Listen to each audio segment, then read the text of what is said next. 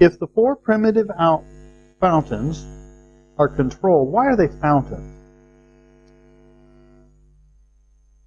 I was watching a fountain somewhere in New York City, I think, that had these somewhere, and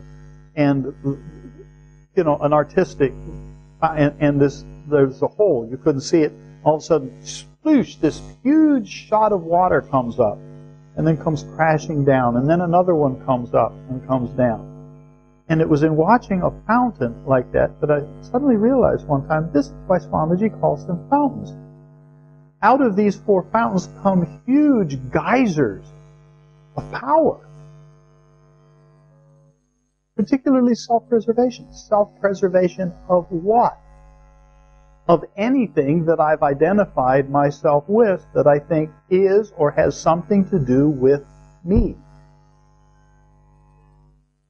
Yeah. So the self-preservation is the fountain which causes the fear of losing anything who I think I am.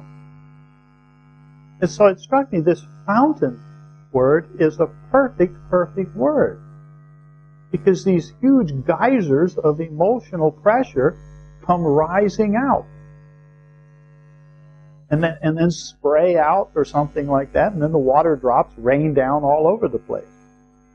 So we have raindrops of desires, of kamas, that are coming out of these fountains, and there's only four of them.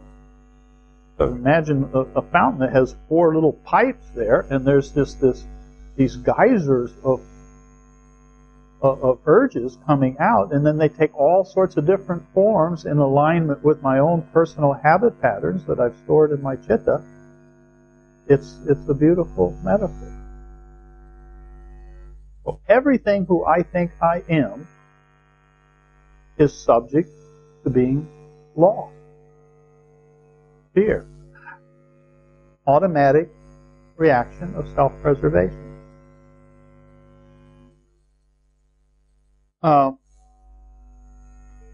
Now, when one studies the emotions, he finds that there are 7 main streams of negative emotions which arise from the 4 primitive fountains or appetites. Desire, or kama, which we've already discussed, is the first stream and is the mother of all of them. And then again, these are numbered in here. It's not written, but if you go through with a pen and write in the column the numbers, it helps to see this. Anger is the second stream of negative emotion. It is the expression of the frustration for a desire which finds obstruction. What's the predictable response when I have a desire and I don't get my way? I either don't get what I want, or I don't succeed in pushing away that which I don't want. It comes anyway. Predictable outcome is anger. Now, we use different words for it. Well, no, I'm not angry. I'm a little irritated. One of my favorites is, and you would be too. And the fact that I say, and you would be too, means, therefore, what I feel is not called anger. Mind figures these things out in this kind of silly way. But when you get it really down to the heart of the matter, it's anger. I don't get my way. What's the emotional response? Anger. And then he talks about that. There's no end to it. The third stream of negative emotion is pride. What happens when I do get what I want? I feel good about me. Right? Pride.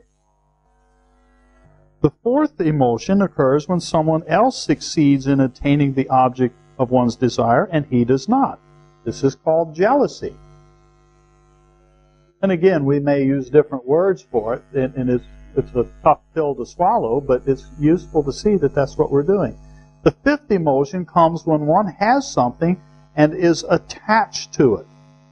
Now, this attachment is different than attachment, non-attachment. It's a different usage of the concept. And so there's an emotion aspect to attachment. I'm drawing it to me, and there's an emotional charge to it.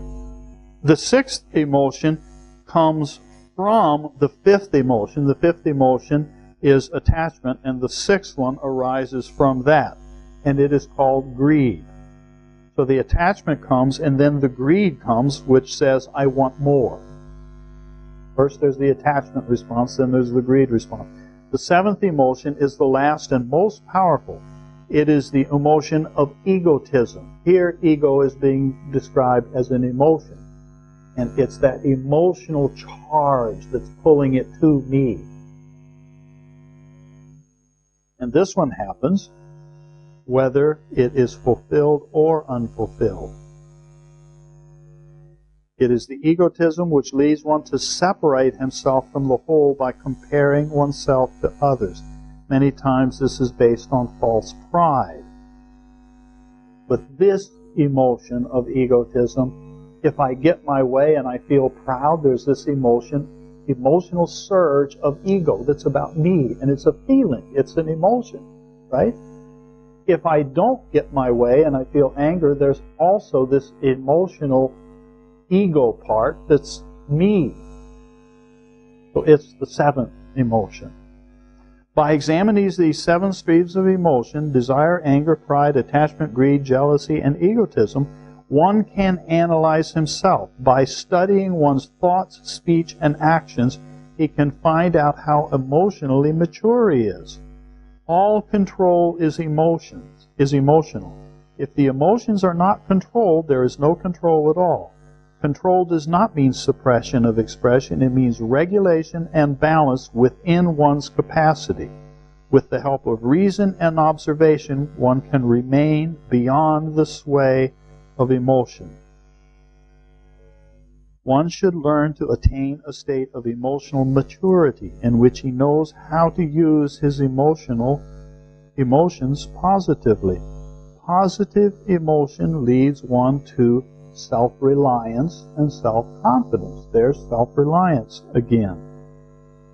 Unselfish love is the highest positive emotion, and it can lead to devotion. Positive emotion is very helpful in self-growth. It has its roots in selfless service and love for others. The four primitive urges are regulated, and the seven streams of emotions are controlled. The positive emotions emerge. Then an aspirant can make the best use of that power which is the highest of all human powers, and he can attain the height of wisdom.